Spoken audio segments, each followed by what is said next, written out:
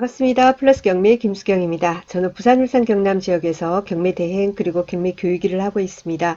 오늘은 오랜만에 구독자분 댓글 보면서 댓글에 대한 답을 간략하게 글로는 썼지만 충분한 대답이 못 되는 것 같아서 제가 영상으로 답을 드리도록 하겠습니다. 답을 드린다. 제가 표현을 좀 잘못했네요. 제 의견을 말씀을 드리도록 하겠습니다. 첫 번째 보겠습니다. 첫 번째 문인데요. 한정숙님 문입니다. 1억짜리 물건을 낙찰을 받으면 입찰 보증금이 10% 그리고 대출 70% 정도인데 나머지 잔금 20%와 명도비, 취등록세, 수리비 등등의 비용도 미리 준비해야 되는 거죠. 그러면 1억짜리라도 최소 4천만 원은 있어야 입찰할 수 있는 게 아닌가요? 그 정도 있으면 여유 있고 좋습니다. 그 정도가 있으면 좋고요. 근데 대출은 여기서 지금 70% 말씀하셨는데 물건에 따라 다르지만은 아파트 같은 경우에는 낙찰가 80% 그리고 KB 시세 70%두 가지 중에 낮은 금액을 기준으로 보통 많이 합니다. KB 시세 기준 잡을 때요. 1층 있지 않습니까? 아파트라면 1층은 하위 평균가 기준을 따집니다. 그 외에는 아무리 로얄층이고 좋은 물건이다 그렇다 하더라도 상위 평균가를 따지는 게 아니고 일반 평균가에서 70%, 그리고 경매 낙찰가의 80% 계산해서 두 가지 중에 낮은 금액으로 보통 적용을 시키게 됩니다. 그게 한도죠, 그죠? 1금융에서의 한도인데 본인이 기존 대출이 너무 많다라든지 그리고 뭐 그런 경우에는 조금 낮아질 수도 있고요. 또 주택이 벌써 뭐 한두 개 있다든지 그러면 특히나 더 그렇습니다. 그래서 어떤 물건을 할 때 무조건 70% 나온다, 80% 나온다 이런 식으로 하지 마시고요. 입찰 들어가기 전에 반드시 대출에 대한 부분은 확인을 하시기 바랍니다. 한 군데 말고 여러 군데 확인을 하셔가지고는 그래서 기준을 잡고 자금 계획을 세우고 이제 입찰을 참가하셔야 됩니다. 그래서 70%가 나올 수도 있고 낙찰가 기준으로 했을 때 70%가 나올 수도 있고 80%가 나올 수도 있고 뭐 어떤 사람은 60%가 나올 수도 있습니다. 그래서 그 부분은 뭐 이렇게 딱 일률적으로 말씀을 드리기가 어렵습니다. 그리고요, 또 보니까 어떤 부분이 조금 제가 마음에 걸렸냐면은 수리비 등등의 비용도 미리 준비해야 하는 거죠. 라는 부분이 있습니다. 입찰하는 사람의 입장이 어떤 입장이냐에 따라서 수리비 이 부분이 우리가 신경이 쓰이게 되는데요. 우리가 이제 개인 이제 사업자를 내지 않은 상태에서 그냥 개인의 입장에서 보통 입찰해 가지고 낙찰을 받아서 매도를 해서 그러니까 단기 매도를 해서 수익을 내가 좀 봐야 되겠다 해서 경매에 이제 도전을 한다고 합시다.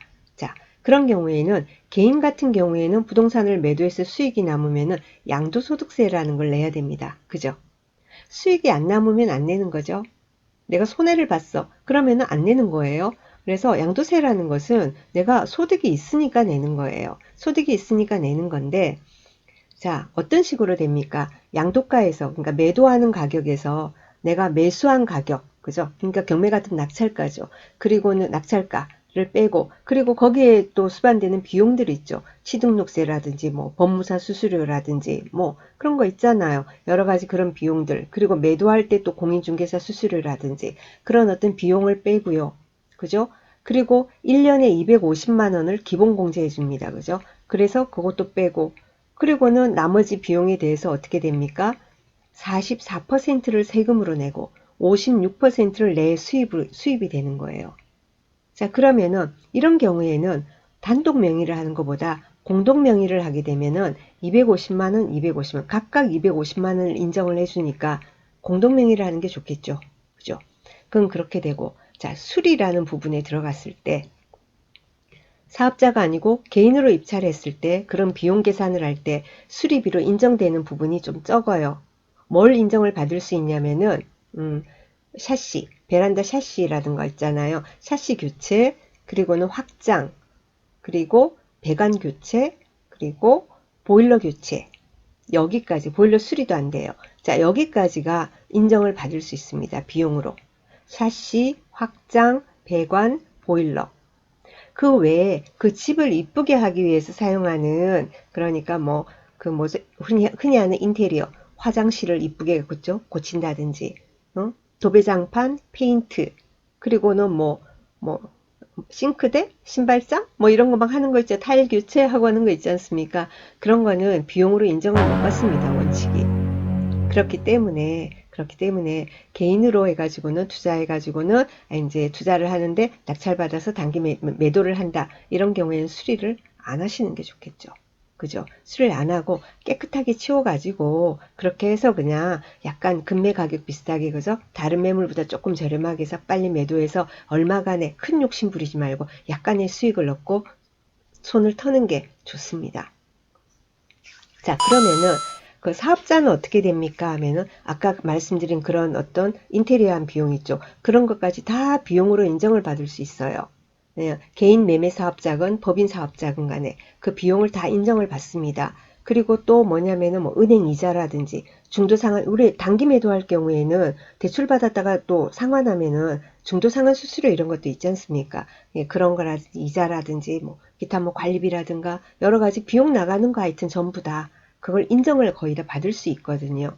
그렇기 때문에 개인으로 하실 경우에는 수리를 안 하시는 게 좋고 그리고는 사업자 같은 경우에는 약간의 손을 봐가지고 그만큼 더 이렇게 매도가를 올릴 수 있다면은 사업자들은 손을 보는 것도 나쁘지 않다라고 생각이 듭니다.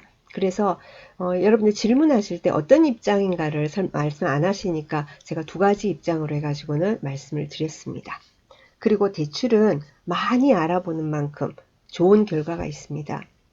저는 부산, 울산, 경남 지역에 경매 일을 하고 있습니다. 뭐 경북도 잘 못 가요. 힘들어서. 왜냐면은 경매라는 게 물론 서류만 보고도 뭐 다 할 수는 있습니다. 서류만 보고 권리상의 하자는 해드릴 수 있지만은 아무래도 그 지역의 호재라든가 뭐라든가 미래 가치라든가 이런 거를까지를 다 하기에는 제 능력이 저는 부족해서 부산, 울산, 경남 제가 뽀로로 운전해서 갈 수 있는 그 정도의 범위만 하고 있거든요. 그런데 그렇다고 해서 그럼 대출도 전부 다 부산, 울산, 경남에서 받느냐 하면 그렇지 않습니다. 좋은 조건을 찾아서 전국을 다 뒤집니다.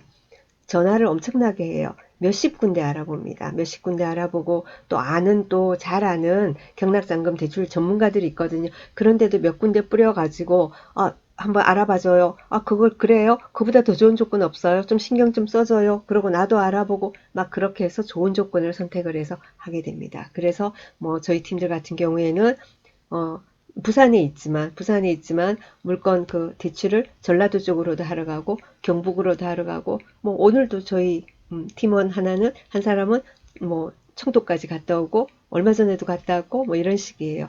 그러니까 많이 알아보면 좋은 조건을 살 수 있고 그리고는 70%가 아니라 80% 나올 수도 있고 또 단기 매도학인데 중도 상환 수수료도 뭡니까? 많이 진짜 적은 뭐 0.4, 0.7 뭐 이런 쪽도 찾아낼 수 있고 그렇습니다.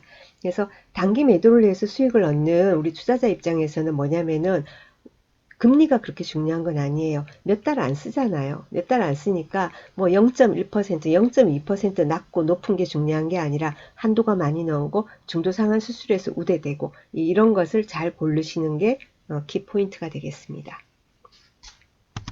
자, 그러면은 이제는 다음 질문 한번 보겠습니다. 이번에는 김재성님 질문인데요. 소장님 질문요. 이미 경매가 두 군데서 들어왔을 경우에 예를 들어서 근저당 1, 근저당 2가 있다고 가정하고 근저당 1은 배당을 다 받아가지만 근저당 2는 위에서 받아가는 바람에 받을 게 없어질 경우에 자, 경매 신청자가 아무것도 못 받으면 경매 취소로 배웠는데 이런 경우 근저당 1이라도 배당을 받아가면 2가 못 받더라도 경매 진행이 되는 건가요? 맞습니다. 우리 왜 경매 보면은 중복 경매들이 있죠. 중복 경매라는 게 뭐예요? 여러 군데서 경매가 들어오는 경우죠. 여러 군데서 경매가 들어왔다고 해서 그 경매 신청한 사람이 전부 다 뭐 배당을 전액 또는 일부를 다 받아야지 경매가 진행이 되는 게 아니라 그 중에 경매 신청 채권자가 3명이고 5명이고 10명이건 간에 그 중에 한 명의 경매 신청 채권자한테만 배당이 돼도 그것도 전액이 아니고 일부라도 배당이 된다면은 이 경매는 그대로 진행이 되고 성립이 되는 겁니다. 예, 그렇게 하시면 됩니다. 다음 질문 한번 볼까요? 이거는 이분 같은 경우에는 저희가 얼마 전에 그 거제도 옥포에 상가주택을 경매 낙찰을 받지 않았습니까? 그 부분 때문에 막 질문이 굉장히 많아요. 저도 답을 다 하긴 어렵습니다. 또 다 해봤자 뭐 상황이 뭐 하니까 간략히 설명을 드리겠습니다. 이분 같은 경우에는 어떤 식으로 세팅을 하려고 하느냐, 대출, 전세, 월세 이렇게 하는데 어떤 식으로 구성을 하려고 하느냐라는 게 처음 질문이었습니다. 그래서 저희가 생각하는 것은 최대한 대출을 많이 받고 월세 보증금은 조금만 받고 그리고 월 차임을 많이 받아서 월세를 많이 받아서 은행 이자 내고 수익이 남을 수 있도록 세팅을 하려고 한다라고 했습니다. 자, 근데 이분 또 설명이 이렇게 대출이 있을 때 전세 못 들어오잖아요. 당연히요. 전세를 받을 필요가 있나요? 예. 대출을 조금만 받았다면은 뭐 이렇게 여러 가지 시세 감안해서 이렇게 전세도 그 뒤에 들어올 수 있겠지만은 최대한 대출을 받아 있는 상태에서는 굳이 그게 되겠습니까? 뭐 전세를 하고자 할 경우에는 전세 사람들은 주로 그게 앞에 근저당이 끄고 어떻게 하기를 바란다는데 이런 말이 있는데 뭐 그거는 뭐 각자 알아서 할 노릇이긴 하지만 저희가 생각하는 가장 이상적인 세팅은 대출을 많이 받고 대출을 저희가 14억 정도 되는 거를 반값 정도의 낙찰을 받았지 않습니까? 그 반값 낙찰받은 저희 어떤 낙찰가에서 70% 정도는 지금 대출이 나올 것 같아요. 80%가 나와지면 좋겠다 싶어 조금 더 나온 데를 알아보려고 하고 있습니다. 그래서 최대한 대출을 받고 나머지는 전부 다 월세 세팅을 하고 그렇게 하게 되고요. 그리고 또 이분이 궁금하신 점이 많으시더라도 대출 쪽으로 굉장히 글쎄 작은 계획을 세워야 되니까 궁금한 게 많겠죠. 근데 이제 대출에 있어서 대출을 받고 나면은 대출 거치 기간이 무한정은 아닐 테고 법인이어도 3년 정도면 원금과 이자를 같이 갚아야 되는 것으로 알고 있습니다. 그러면은 갚아야 된다. 이러면은 원금하고 같이 갚으려면 수익률이 많이 떨어질 텐데요. 그런 경우에 결국 매도를 해야 되는 것인가요? 그거는 글쎄요. 그때 돼서 해결할 부분이겠죠. 그런데 3년이 지나면 무조건 원금과 이자를 같이 갚아야 하는 건 아닙니다. 그렇지 않아요. 제가 지금 저도 뭐 몇 개 물건을 가지고 있지 않습니까? 어떤 거 하나는 근 10년 다 돼가는 것도 있어요. 그래서 이번에 연장하게 되는데 그러더라고요. 뭐 소장님 이번에는 이번이 마지막 연장입니다. 그러더라고요. 그래요. 그러니까 이번이 마지막 연장이고 그 다음에는 이제 뭐 그 일부 상환을 하든지 아니면 원리금 상환을 해주시든지 그래야 된다고 그래서 알았다고 그래서 저 속으로 그렇게 생각했죠. 뭐 그럼 다른 데로 갈아타지 뭐 안 갚는다면 갈아타지 뭐라고 생각을 했고요. 예, 그리고 그 말은 뭐예요? 제가 지금 근 10년 가까이 그렇게 이자만 내고 있는 물건도 있다라는 거예요. 새마을 금고예요. 1금융은 아니고 저희들은 뭐 투자 이렇게 하다 보니까 많이 해주고 좋은 조건 찾다 보니까 새마을 금고 쪽으로 많이 합니다.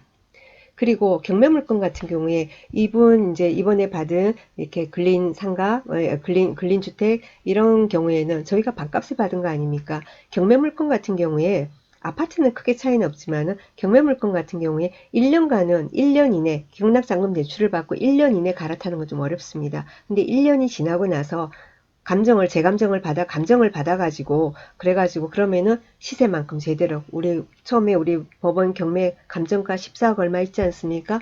그 정도가 될 수도 있고, 1년 뒤에는 더 감정이 높게 나올 수도 있겠죠. 예, 그렇게 되는 경우에, 예를 들면은 10한 4억, 14억, 4억 얼마니까 그냥 15억이라고 합시다. 그럼 15억 정도의 감정이 나왔다면은, 지금 저희가 받은 게 뭐 6억 8천 얼마예요. 거기서 대출을 80% 받아봤자 한 뭐 5억 정도밖에 더 됩니까? 그런데 10억 물건에 5억이 있는데 그걸 3년 지났다고 해서 무조건 갚아라. 절대로 안 된다. 어느 은행에서 그렇게 하지 않습니다. 담보 가치가 충분한데요. 왜요?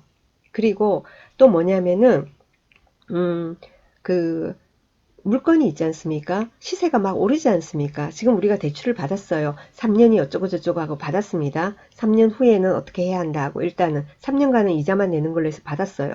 그런데 내가 받은 이 물건이 지금 2억짜리인데 3년 지나고 나니까 많이 올랐어요. KB 시세도 엄청 오르고 시세가 오르니까 그렇게 가치가 높아졌어요. 그러면 그렇게 갚아라 소리 안 해요. 그런데 3년이 이제 됐어요. 사실은 또 해줄 수도 있는데 그런데 그게 집값이 뚝 떨어져 가지고는 예를 들면은 얼마, 3억 했던 게 2억으로 떨어졌다든지, 그러면 뭡니까? 이게 대출 나갈 수 있는 기준 자체가 낮아졌기 때문에 일부 상환해라. 내지는, 원리금 상환해, 얼마 상환하고 원리금 상환해라. 뭐 이런 식으로도 막 가는 겁니다. 그때그때 이렇게 달라지니까. 그래서 지금 너무 그거를 갖다 고민하실 필요 없고, 일단은 만약에 이 질문 주신 분께서 나도 이런 건물에 관심이 있다. 이렇게 저를 하신다면은 저희가 대출을 알아봐도 뭡니까? 낙찰가에 예를 들면은 한 뭐 방 일일이 계산 다 빼고 못 빼고 해가지고는 한 뭐 예를 들면은 뭐 한 6억 정도인데 한 1, 2억밖에 안 되겠다고 그렇게 말하는 은행도 있고 그리고는 한 50% 됩니다 하는 데도 있고 70% 됩니다 하는 데도 있습니다. 그러니까 너무 단정적으로 해가지고는 머리 아프게 고민하지 마시고 관심 가는 물건이 있으면 미리미리 여러 군데 문의를 해보시고 예, 그렇게 해서 입찰에 참가하시고 그렇게 하시면 됩니다. 그리고요, 하나만 더 하고 끝낼까요? 어떤 게 있냐면은, 심재풍님 주신 질문입니다. 영상으로 많이 배우고 있습니다. 간평사와 전입세대 열람서상 전입세대 없음 공실로 표기된 신탁사 명의 아파트를 공매 낙찰 받으면 현재 우선 수익권인지 우선 처분권인지 가지고 있는 회사에 분양 대행하고 있는 사람들이 어쩌고 저쩌고 하여튼 쓰고 있다. 누구 상대로 명도를 해야 하냐? 전 소유주 앞이냐, 전 소유주도 아니고 임차인도 아니고 아무 권리도 없는 사람들인데 누굴 상대로 명도를 해야 하나. 이 부분에 대해서는 제가 영상을 하면서 여러 번 언급을 좀 했던 내용인 것 같습니다. 경매나 공매나 명도를 한다, 사람을 내보낸다라는 거는 이 사람이 여기에 살 자격이 있냐, 없냐, 이런 게 아니에요. 살고 있는 사람을 대상으로 해서 협상을 해서 내보내면 되는 겁니다. 네, 그래서 이 사람이 뭐냐 이건 아니에요. 근데 그 사람에 대해서 그런데 명도 대상이 있지 않습니까? 그 사람을 해서 그 신원을 알고 있어야지 명도를 할 수 있겠죠. 신원을 알 수 없는 경우에는 조금 어렵게 되겠고, 그리고 공매 같은 경우에는 경매하고 공매하고 다른 점이 뭡니까?